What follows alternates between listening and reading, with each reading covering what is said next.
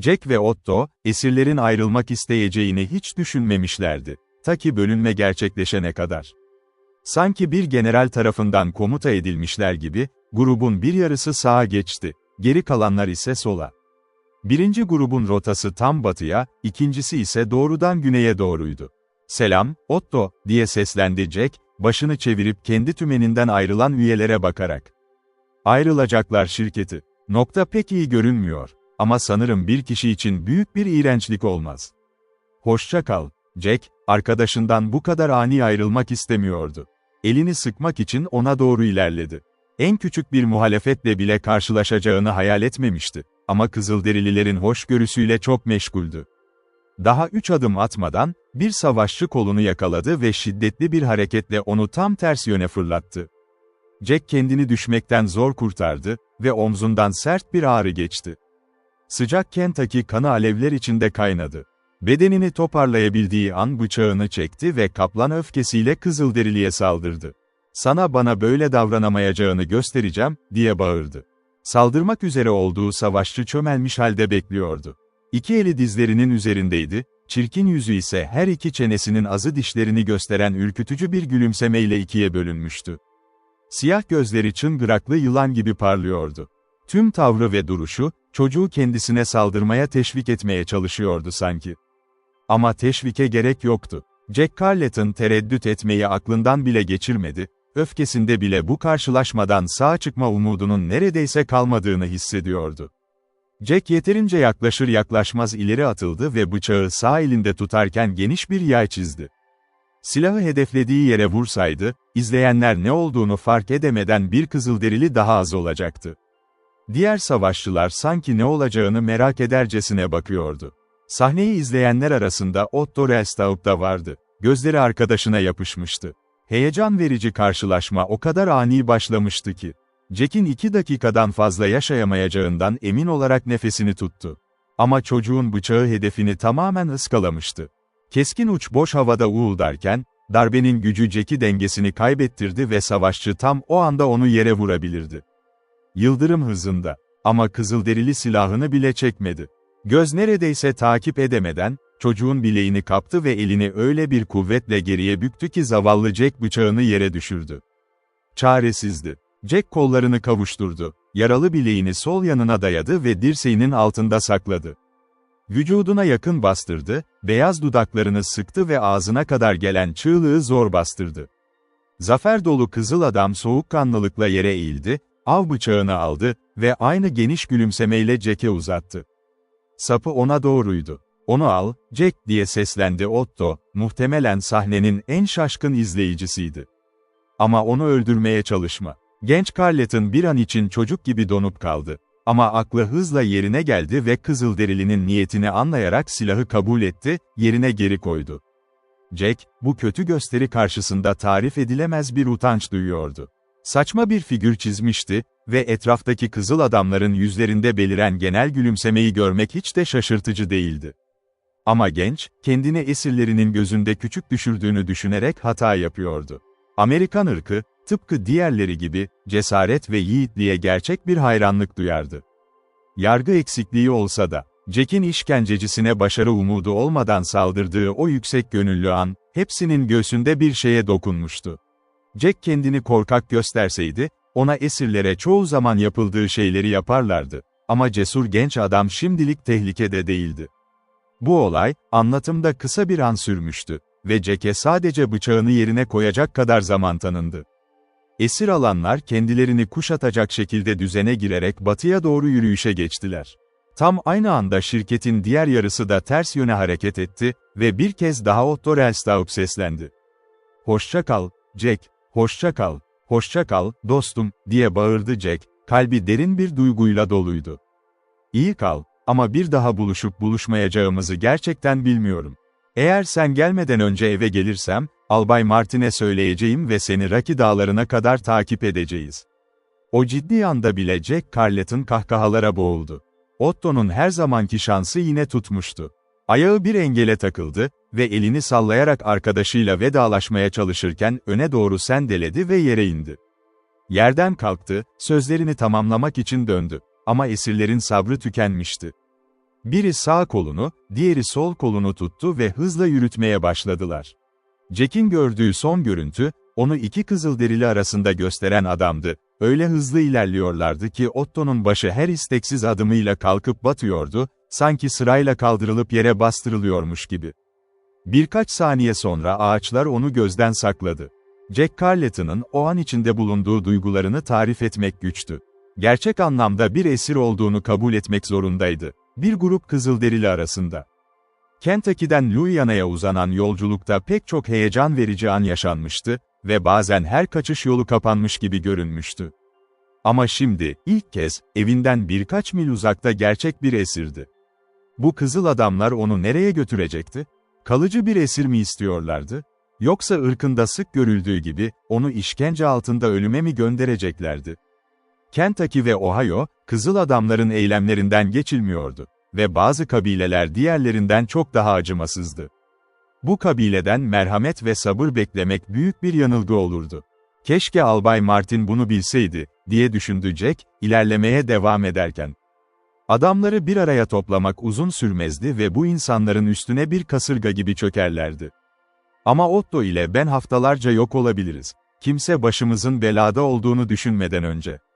Üstelik ne yapılacağını da bilemezler. Hayır efendim, diye ekledi Jack, dudaklarını sıkarak. Ne yapılacaksa, onu kendim yapmalıyım. Ve cennetin yardımıyla, fırsat buldukça bu kızıl adamlardan ayrılacağım. Jack gibi bir durumda olan herkes, beynini çalıştırmak zorundaydı ve çocuğun o yürüyüşte düşündükleri, belki de yıllarca düşündüklerinin toplamını geçiyordu. Grup yürüyüşteyken ve savaşçılar etrafındayken, kaçmak tamamen imkansızdı. Üçü önde, ikisi arkada. Hepsi ondan çok daha hızlıydı. Üstelik 6 tüfekleri vardı. O ise silahsızdı. 100 adım öne fırlasa, kolayca yakalarlar, gün ışığında izlerini sürerlerdi. Kızılderililer, sanki ayak izlerini tozdan okumak için doğmuşlardı. Hayır, geceyi beklemeli. Karanlık bir kalkan gibi araya girecek ve düşmanlarının sinsi uykusu gözlerini kapatacaktı. O zaman sessizce kayabilir, saatlerce sürecek bir avantajla. Jack'in zihninden bir türlü çıkmayan biri vardı. Deerfoot. Nerede o? Güneye gitmek için bir günden fazla yolu var, onu beklememiz gerekir mi? Bu soruları defalarca sordu kendi kendine ve her seferinde içi sıkışıp kaldı. Tatmin edici bir cevap yoktu. Deerfoot'un onlardan sadece birkaç gün önce ayrıldığını hatırladı. Bu, aralarındaki mesafenin oldukça açılmış olduğu anlamına geliyordu.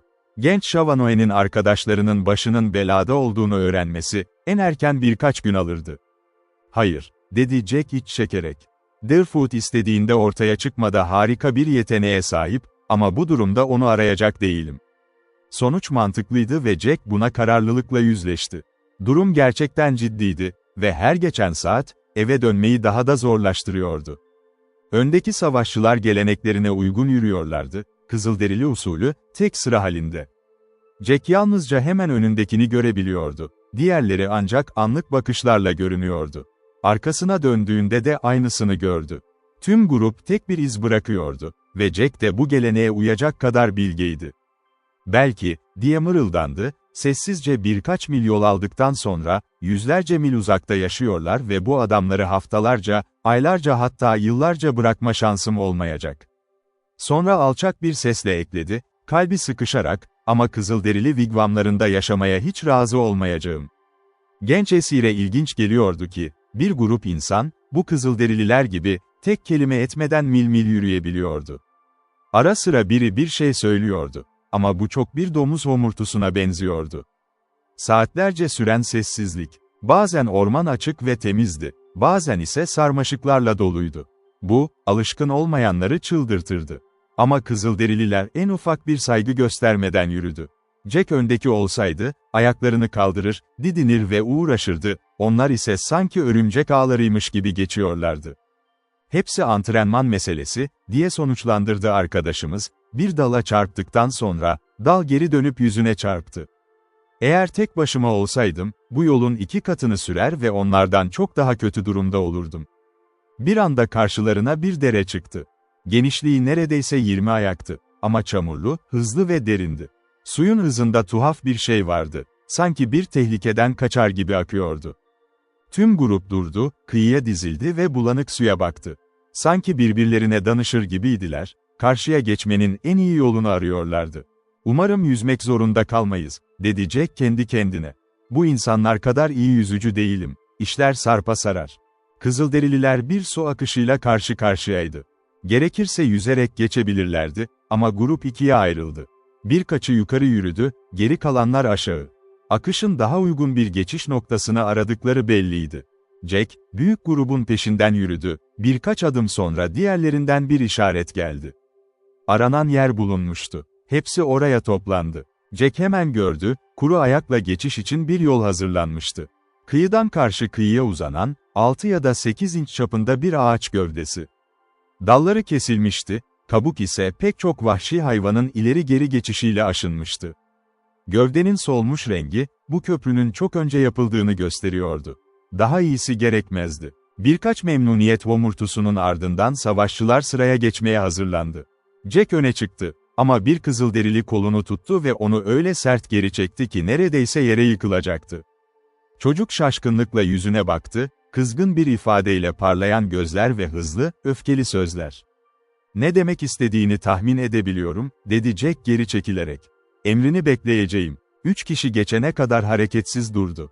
Sonra onu çağırdılar. Jack, Kızılderililer kütüğün üzerinde yürürken dikkat etmesi gerektiğini gördü, tutuş dar ve hızlı akıntı başı döndürücüydü.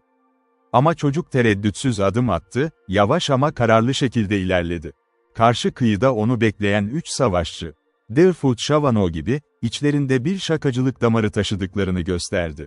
Jack derenin ortasına geldiğinde, biri eğildi ve gövdenin başını tutarak hızla birkaç kez sağa sola salladı. Üçü aynı anda duyulabilir bir kıkırdama attı. Jack aşağıya bakıyordu, dikkatli adım atıyordu, hareketin anlamını anlamak için başını kaldırdığında, eğilen Kızılderili zaten görüş alanının dışındaydı. Numarayı anladı, ama artık çok geçti. Hızla eğilip gövdeyi tutmaya çalıştı, ama dengesini kaybetmişti. Kollarını havaya fırlattı ve yüksek bir sıçramayla suya daldı. Su her yöne fışkırdı. Hiçbir seyirci bu kadar içten gülmemişti. 5 Kızılderili katıla katıla gülerken, çocuk suyun altında, gelen ani akıntı şokuyla gözleri açılmış halde kaybolmuştu. Jack harika bir yüzücüydü ve bu durumun onu boğmayacağını biliyordu. Ama yüzeyin altına zar zor geçmişti ki, aklına bir şey geldi. Bu şaka bir tuzağa dönüşebilirdi. Su derindi. Ayakları dibe nazikçe dokundu. Kendine hafif bir itme verdi, hem hızlı akıntıya karşı yüzmeye başladı, hem de kıyıya olabildiğince yaklaşmaya çalıştı. Sonunda banktan tutunarak sürünmeye başladı. Ama kendi gücünü fazla tahmin etmişti. Yüzeye ulaşmak sandığından çok daha uzun sürdü ve kıl payı boğulmaktan kurtuldu. Son ana kadar direndi. O an sanki akan sular beyninde kükreyip geçiyordu. Başı yüzeyi yarıp geçti ve kutlu havadan derin bir nefes aldı. Ama o zor anda bile kendine hakimdi. Nefes o kadar sessizdi ki yalnızca kendi kulakları duyabilirdi. Sarkık çalılıkların altına sığınmıştı ve oradan savaşçıların onu aradığını görebildi. Savaşçılar karada duruyordu. Eğer bankı yakından incelerlerse bulacaklardı onu, ama çocuğun umudu, böyle bir numara yapacağını düşünmemiş olmalarıydı. Birkaç koşul aynı anda ona yardım etmişti. Su çalkanıyordu, hızlı akıntı sürtünme sesi çıkarıyordu ve kıyı, kendi hafif hareketlerinden çıkan sesi boğuyordu. Sadece burnu ve gözleri yüzeyin üzerindeydi ve çevresindeki çalılıklar geçirgen bir perde oluşturuyordu. Jack kütüğün düştüğü yerden yaklaşık 12 metre aşağıdaydı ve yola çıktığı kıyıda kalmıştı. Bu onu 5 Kızılderili'nin karşısına düşürmüştü. Diğer kıyıya geçmiş olsaydı, tamamen gizlenmiş olurdu. Sol eliyle tel gibi bir köke tutundu. Akıntıya doğru döndü ve çalılıkların ince boşluklarından düşmanlarına baktı. Kıl payı bir kaçış. Kısa süre sonra savaşçılar birbirlerine döndü. Gözlerinde heyecan artıyordu. Şüphesiz olağan dışı bir hal almıştı her şey. Esire yapılan şaka, çok ciddi bir mesele olmuştu. Solgun yüzlü genç büyük ihtimalle yüzemiyor ve boğuluyordu. Zamanla beni aramaya başlayacaklar, diye düşündü Jack, hala tutunurken. Ve o zaman çekişme gelecek. Canlı çocuğu değil, ölü bedenini arayacaklar. Yukarı aşağı gidip gelecekler. Ama neden beni avlamak istesinler ki? Ne olursa olsun, Jack umutlanmaya hakkı olduğunu biliyordu. Durum onların beklediğinden çok farklı bir hal almıştı. Keşke biraz daha aşağıya doğru sürüklenmiş olsaydım, diye düşündü. akıntıda keskin bir kıvrım fark edince.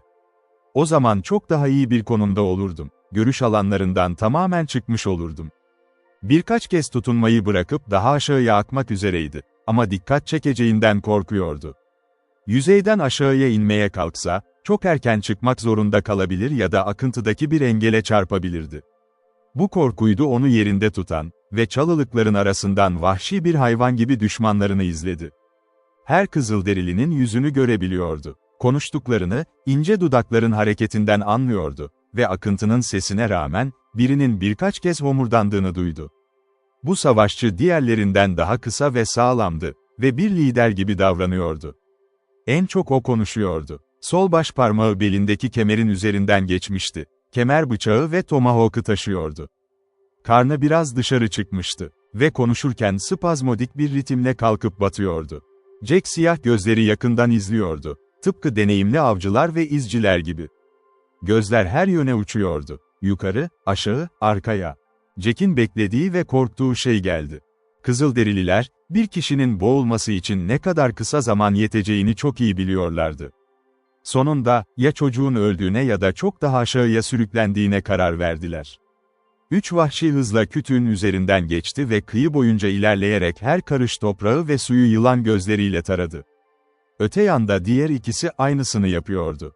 Jack krizi fark etti. Birlikte yürüyen 2 kişiden görülmekten neredeyse emindi. Ama alt çalılıkları aralarına koyarsa biraz daha gizlenebilirdi. Bir eliyle sert köke tutunurken, öte eliyle çalıyı nazikçe aşağı çekti. Ama diğerleri kıyıya adım atıp çalılıkları ayırırsa, her şey bitmiş olurdu. Durumun zorunluluğu Jack'e başını kaldırtmıştı. Bir kulağı yüzeyin üzerindeydi. Gözleriyle çifti izlerken kulaklarıyla üçlüyü takip etmeye çalışıyordu. Ama hızlı akan sel bunu zorlaştırıyordu. 2 savaşçı yavaşça aşağıya iniyordu. Jack vücutlarının üst kısımlarını görebiliyordu. Kalbi daha hızlı çarpıyordu. Kıyıya indiler ama hala birkaç metre yukarıdaydılar. Gizlendiği yerden şüphelenmemişlerdi henüz. Durduklarında, derenin üzerine eğildiler.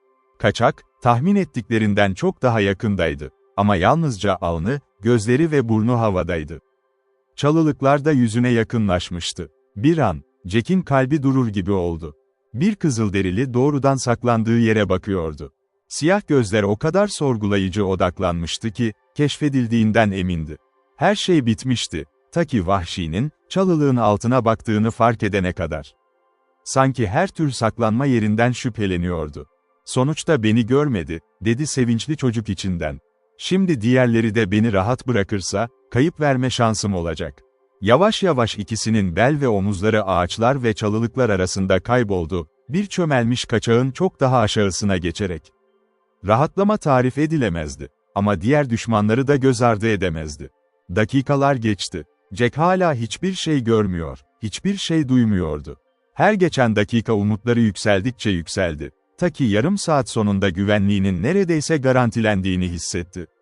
Boğulduğuma ve bedenimi bir süre bulmayacaklarına karar verdiler. En azından buradan çok uzaklaşana kadar.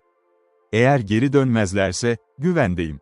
Ama içinden bir alarm geçiyordu sık sık, kullandığı stratejinin Kızıl Adamlara çok basit görünebileceğini düşünüyordu.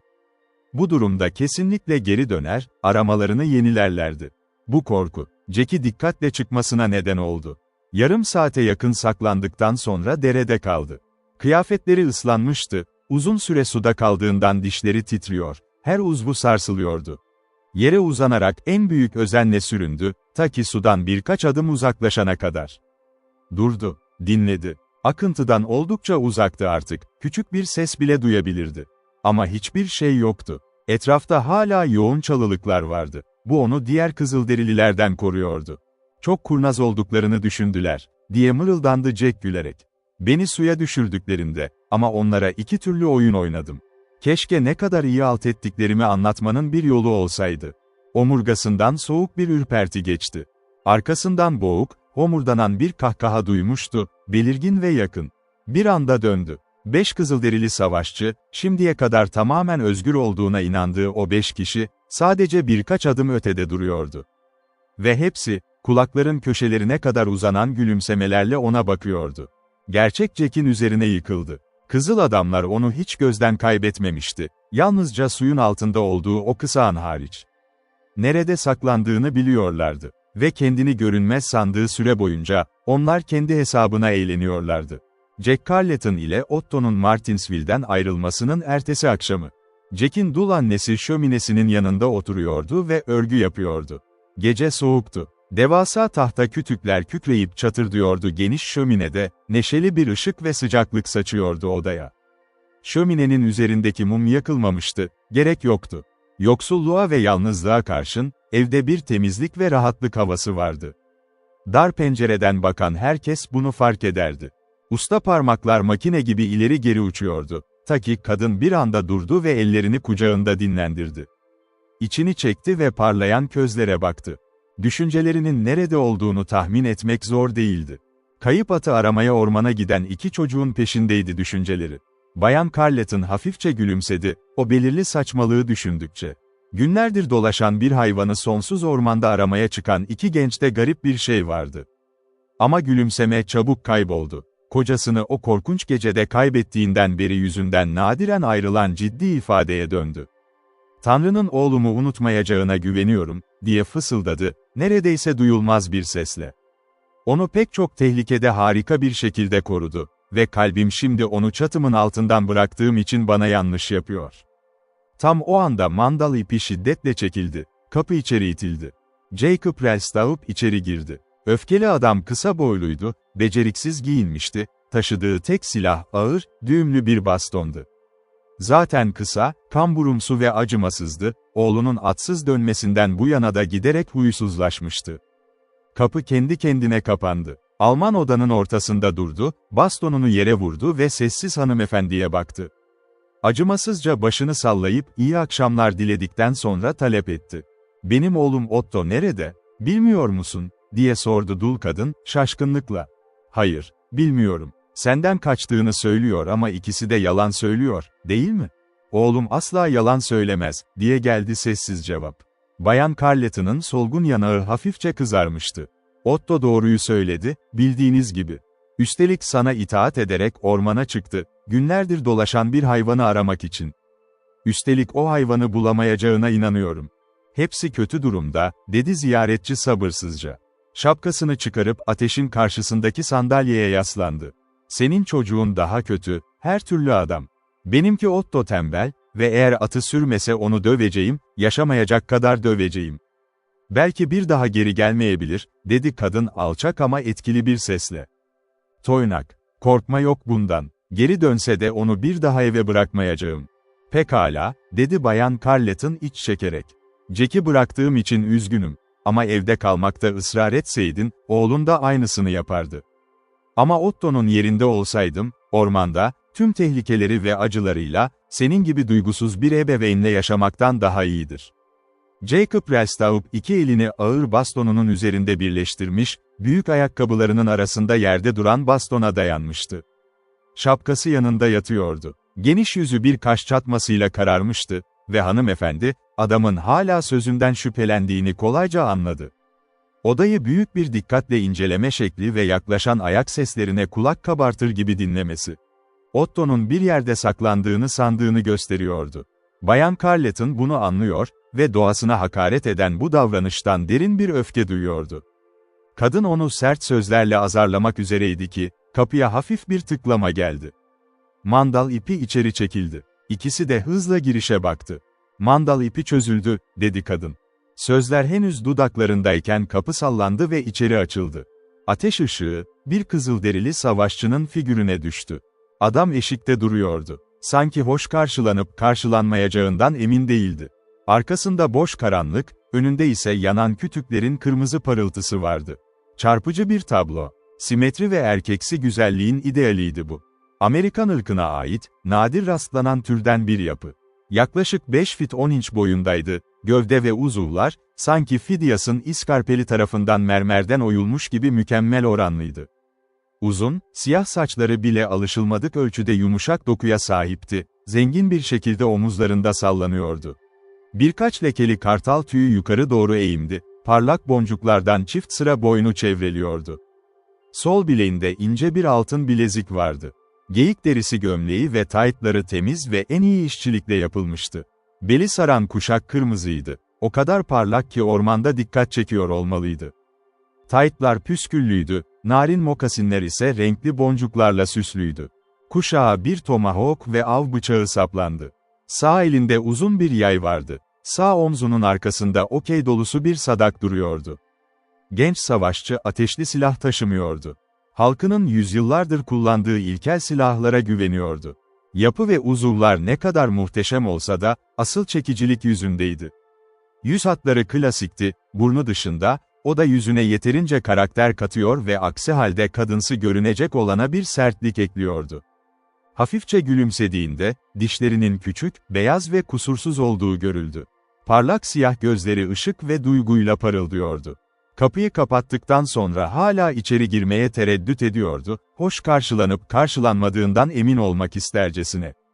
Bayan Carleton onu daha önce hiç görmemişti, ama içi seziyor ve yerinden kalkarak sordu. "Sen Deerfoot Chavano musun?" Gülümsedi ve başını eğdi. "Sen oğlumun ve Bay Rellstaub'un oğlu Otto'nun arkadaşısın," dedi kadın. "Dünyada senin kadar hoş karşılanan kimse yok. Gel, ateşe daha yakın otur." Güzel yüz zevkle kızardı. Çünkü bu sözlere alışkın olduğundan çok daha sıcaktı. Deerfoot birkaç adım ilerledi ve çekingenliği onu ateşe çok yakın oturmaya izin vermedi. Jacob Rellstaub adı duyunca öfkeyle burun çekti ve bastonunu yere vurdu. Hiçbir şey söylemedi ama nefret ediyordu. Yakışıklı bu kızılderili genç, onu kapısından kovmuştu. Ve bu gencin oğlunun Kentucky'den Louisiana'ya uzanan maceradaki en yakın arkadaşı olduğunu biliyordu. Bu önemli değildi. Alman'ın hatırladığı tek şey değerli atın kaybıydı. Ve bunun suçunu bu kızılderiliyle Jack Carleton'a yüklüyordu. Deerfoot'un tavrından açıkça anlaşılıyordu ki, Jack Carleton'ı burada bulamamış olmak onu hayal kırıklığına uğratmıştı. Odaya bir kez baktı, arkadaşının orada olmadığını anladı. Sonra nazikçe oturdu ve solgun yüzlü Dula baktı. Deerfoot kardeşini görmüyor. Hayır, Jack ve Otto bu sabah uzun bir avlanmaya çıktı.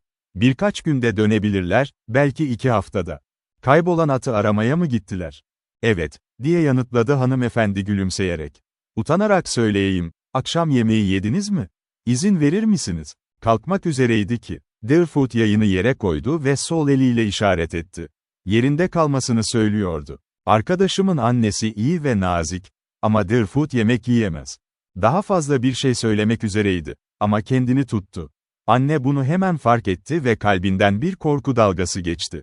"Ne söylemek üzereydin?" diye sordu ani bir şekilde, örgüsünü bırakarak. Deerfoot onu açıkça kandıracak kadar dürüsttü, ama düşüncelerindeki her şeyi de söylemediği anlaşılıyordu. Deerfoot kardeşlerinin atı aramaya gitmesine üzülüyor. "Neden?" diye sordu anne hızlıca. "Onu bulamıyorlar." "Onu bulmuyorlar mı?" diye sordu Jacob Rellstaub, bastonunu yere vurarak ve gence sertçe bakarak, sanki üzerine atlamaya hazırmış gibi. Deerfoot sakin bir şekilde korkutucu yüzüne baktı ve halkının alışılmış dolaylı anlatımından çok farklı, doğrudan bir dille sordu. "Otto'nun babası mısın?" "Yav, tabii ki öyleyim. O eve gelecek, sen de sadece bir Hintlisin." Eğer öyle olmasaydı, en ufak bir heyecan olmadan, aynı kasıtlı monoton sesle, Deerfoot hala doğrudan ona bakıyordu. "Otto'nun babası bir köpektir. Onun kalbi yok. Büyük ruh, ona baktığında utançla yüzünü saklıyor." "What?" diye kükredi Jacob. Yarı sandalyeden kalkarak bastonu 2 eliyle tuttu, öfkeyle titriyordu. "Konuşma bana böyle, gelir ve kafanı kırarım." Birden doğruldu ve öfkeyle parlayan gözlerle Deerfoot'a yürüdü. Deerfoot ise sessizce ayağa kalktı ve sol elini bıçağına koyarak yüzünü döndü. Jacob Rellstaub, oğlunu rahatsız edilmeden istismar etmeye o kadar alışkındı ki. Kızılderili'nin sakin direnci karşısında neredeyse söyleyecek söz bulamadı. Bastonu yarı kaldırılmış. Deerfoot'a sertçe bakıyordu. Sonra genç savaşçının elini bıçağına koyduğunu gördü. Almanın bunun anlamını anlamaması mümkün değildi. Bir an durdu, sonra başını hızla sallayarak, kendi dilinde sert şeyler mırıldanarak kapıya yürüdü, kapıyı açtı ve karanlığa kayboldu. Deerfoot hareketsiz durdu, kaybolan yöne baktı. Sonra tek kelime etmeden, kaba misafirin oturduğu sandalyeye geçti ve şöminenin yanındaki Bayan Carleton'a baktı. İyi kadın korkmuştu, ama olay o kadar hızlı geçmişti ki tam anlamını kavramadan sona ermişti. Kapıya koştu, mütevazı mandal ipiyle kilitledi. Sonra şaşkın ve korkmuş gözlerle oturdu. Deerfoot ateşin parıltısında ona bakıyordu. O sarı ışık yakışıklı yüz hatlarını aydınlatıyordu. Ve en hafif bir gülümseme belirdi, ama hemen kayboldu. Az önce giden o huysuz adamı düşünmüştü muhtemelen. Oturduğu koltuğu birkaç adım ötedeki bir noktaya taşıdı, sessizce. Eğer Rellstab geri dönüp eski bilgisine güvenerek nişan alırsa, zarar görmeyeceği bir konumdaydı şimdi. Ev sahibi kadın bu değişikliğin anlamını anlamamıştı. "Kardeşim kimseye zarar vermez," dedi Deerfoot alçak sesle. "O kötü bir adam. İyi bir oğlu var, Otto." Deerfoot ona kardeş der ve onun için çok şey yapar. Ama Deerfoot babasını sevmez. "Bastonu sana değdireceğinden çok korktum," dedi kadın hala titrerken. "Ve o zaman sen bıçak." Gülümseme öncekinden daha belirgindi. Ama sözler neredeyse duyulmuyordu. Deerfoot'a zarar veremezdi. Ve Deerfoot ona zarar vermezdi. Kadın bunun ne anlama geldiğini tam olarak anladı ve Jacob Rellstab'un geri dönüp misafire saldıracağına dair büyük bir korku kalktı içinden.